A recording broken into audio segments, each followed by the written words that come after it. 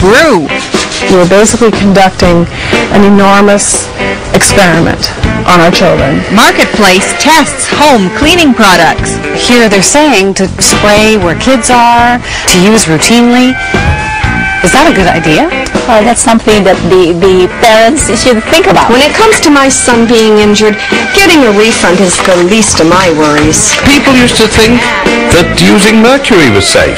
People used to think that using phosphorus was safe. Europe has banned hundreds of chemicals in cosmetics, not in Canada.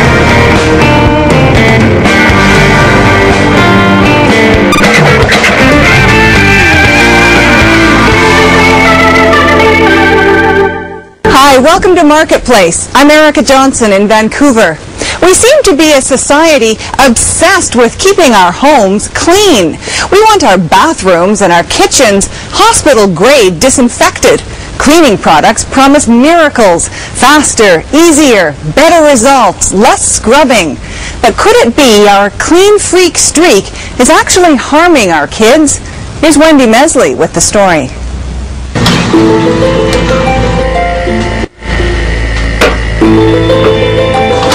Sean Ellis is hunting for something. Something in this house that's invisible. In the air, maybe. It could be the house, we're not sure. Something that could explain why this family keeps getting sick. Amanda Saul has severe respiratory problems. 5 weeks ago, she was rushed to the hospital because she couldn't breathe. I called Sean because I was having a lot of problems breathing-wise, and I wasn't sure if it had to do with the house, with the molds and stuff, or if it had to do with the quality of the house, or maybe even our cleaning products.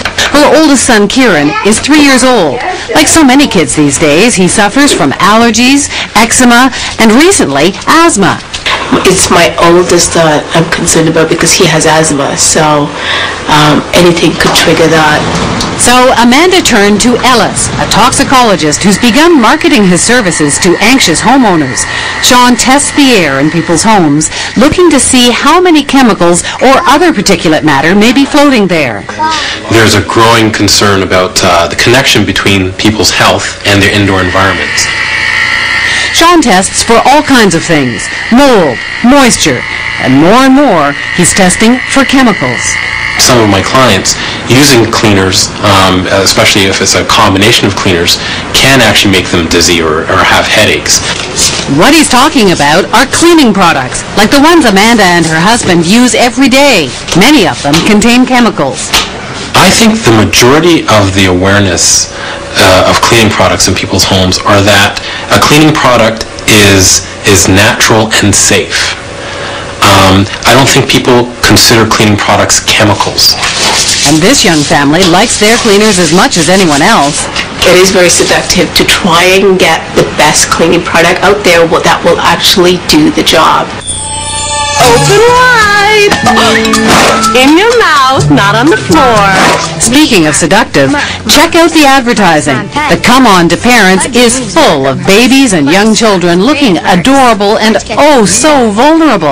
It's a parent's job to keep them free from germs. So, say the ads, spray that change table with Lysol, clean that high chair with disinfecting wipes, and don't forget to mop those floors before putting baby down to play.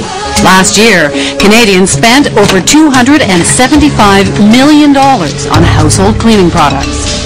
They're appealing to a fear of danger for their children and the desire to keep them safe.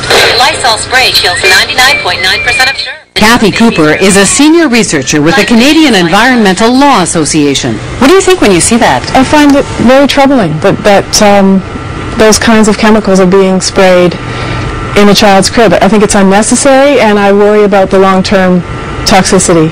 Cooper says there's a lot we don't know about the chemicals in our cleaners because companies are not required to tell us. In Vancouver, Larry Stoffman is an international expert on chemical hazards information. We're talking about children that are exposed to these products in the home, and they're exposed to these products on a 24-hour-a-day basis. We're also talking about hazardous ingredients that can have effects at very tiny levels of exposure. You never know, and you're never sure, what level is a safe level, and that assumption shouldn't be made. Ever look at the label of your favorite floor cleaner or furniture polish? There's not much on it. That's because companies are protected by trade secrets. If you do find an ingredient, it's there because it could blow up or poison you. Many other chemicals are not even listed. If you had the kind of labeling laws, for instance, they have in Europe, where it would tell you that this product contains something that may cause cancer, for example, and another similar product that does the same job doesn't, you might not buy the product that contains the carcinogen. We're basically conducting an enormous experiment on our children and our children's children. Sean Ellis is testing the air in parts of the house where cleaners are stored. He's measuring volatile organic compounds, or VOCs. You can always smell those cleaners even though they're all tightly sealed. Sure enough, everywhere the cleaning products are kept, the readings jump. We asked Sean to test 3 of the products we saw in the commercials. The average home normally reads about 50 parts per billion. Let's see what happens with the Pledge. 273 parts per billion. According to Sean, anything over 500 could be a problem for sensitive people.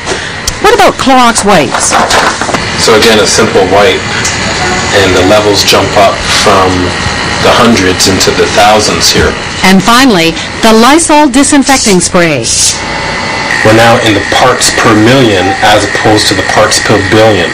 So you're looking at about 12,000. That's about 1,000 times higher than the Clorox.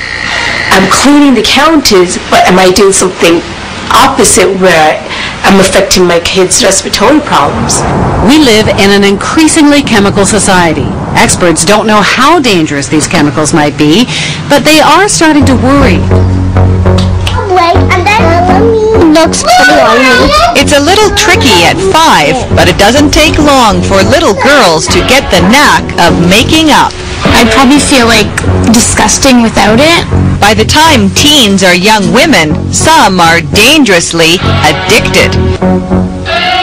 We all use so many personal care products. Health Canada approves them. How bad can they be? Well, Marketplace has uncovered a small but fierce debate. A growing number of scientists say chemicals in products like this may, over time, give us cancer. Cosmetics produced by mainstream, produced and sold by mainstream industries are literally a witch's brew of carcinogenic ingredients. Ugly words to the beauty business. Dr. Epstein is a scientist at the University of Illinois in Chicago.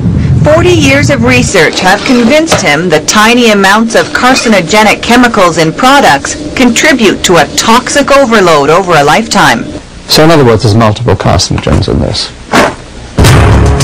So just how much is actually in a product? Epstein's research found a common skin cream contains at least 2 ingredients linked to cancer. A mascara, 3. A blush, 4. A lipstick, 5.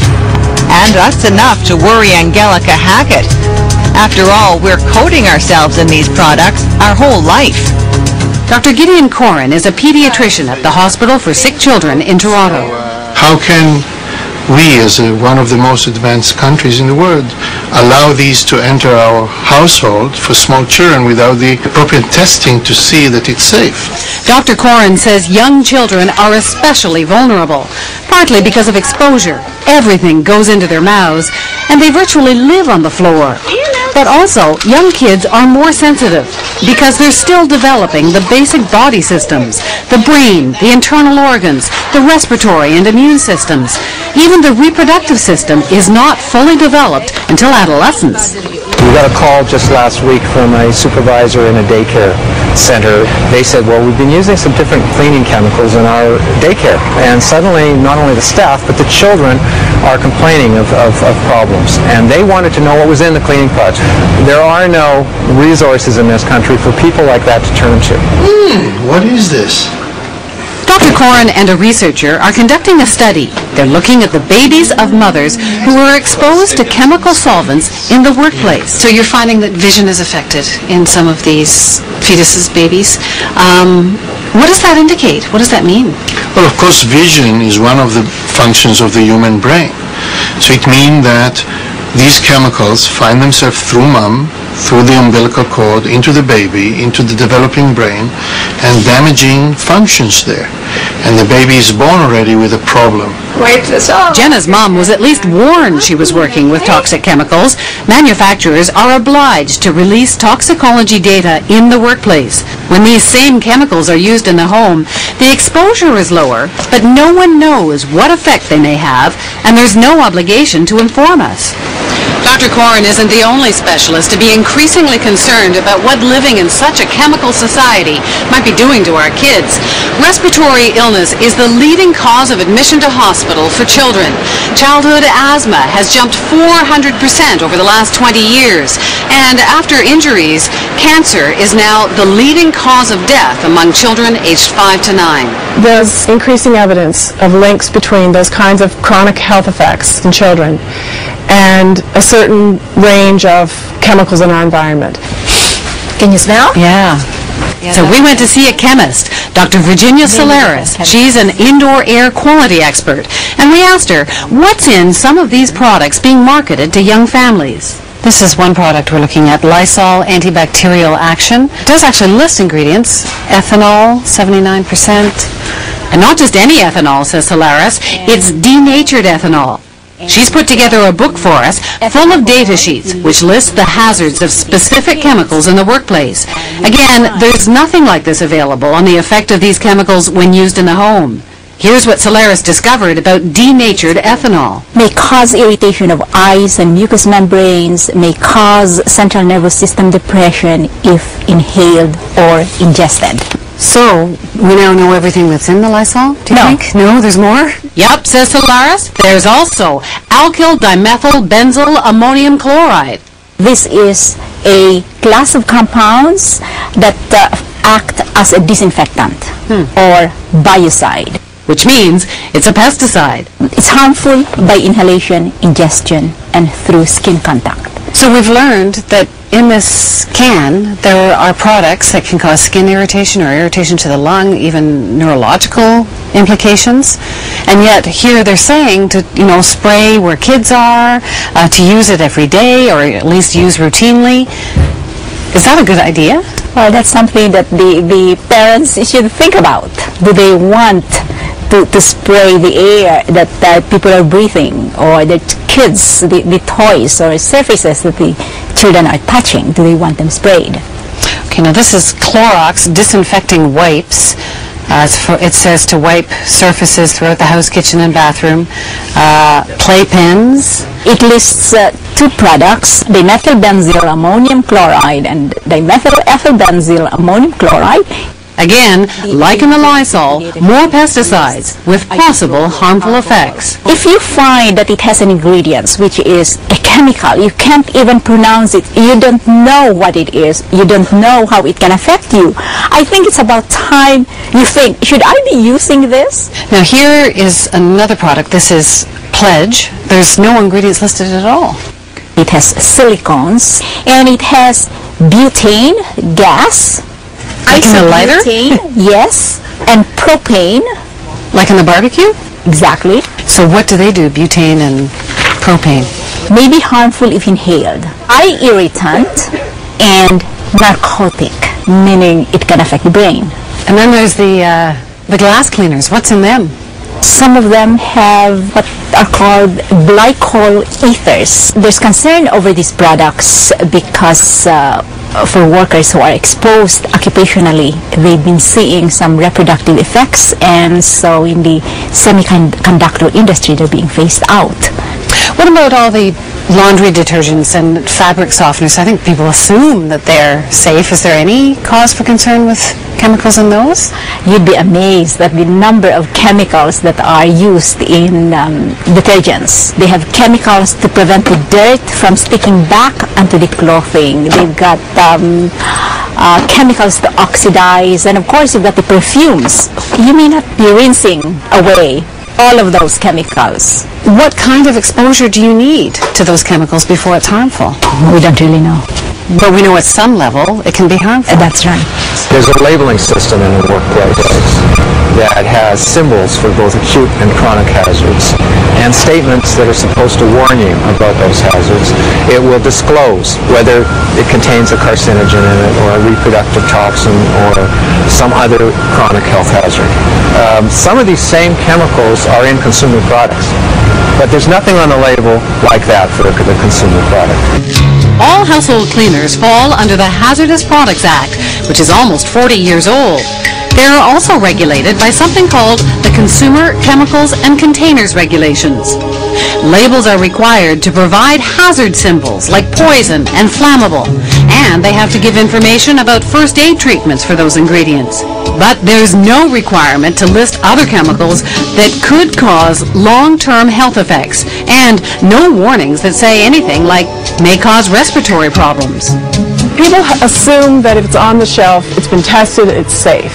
And you can't make that assumption all the time. You can't. Not with the regulatory framework that we have in place. People make that assumption because they trust the government agencies are actually looking after that. Yeah, and they shouldn't make that assumption with respect to the Hazardous Products Act in particular. That's a federal law that desperately needs to be updated. It only reacts to problems after they've been identified. And when people start getting sick? Sick or dying. I mean, the kinds of regulations that have been put in place have to do with where children's sleepwear has caught fire, or cords have gotten around their necks, or we found or lead in the paint on cribs, or all of those kinds of things. Those regulations were not put in place until after serious and or fatal health problems occurred. There is some lapsus, some gap in the way we think. I would expect my government, my regulatory process, to expect such tests to be done before something is approved to be used where small children are growing. While Dr. Corrin's regulatory process, Health Canada sent us this email where they say the responsibility for assessing the hazards associated with a chemical product is that of the manufacturer or importer. We wanted to ask Health Canada about its role and about some of the concerns raised in this story, but they refused repeated requests for an on-camera interview. The makers of Lysol, Clorox, and Pledge said they were unavailable for an interview, and so did their trade association. Just doing a casual count, I noticed more than 10 different types of cleaners in your home. Meanwhile, back at the Sauls, Sean has just finished advising Amanda to cut back on some of her cleaning products. So I think I'm going to go through all of them and try and find one or two that will work. But also another way I might do it too is to try and see what natural products are out there. If there's a demand for that, the industry will provide it. So Amanda Saul has decided to cut down on the chemicals in her home. But she'll have to figure it out on her own. For the time being, at least, the government and manufacturers are under no obligation to help her.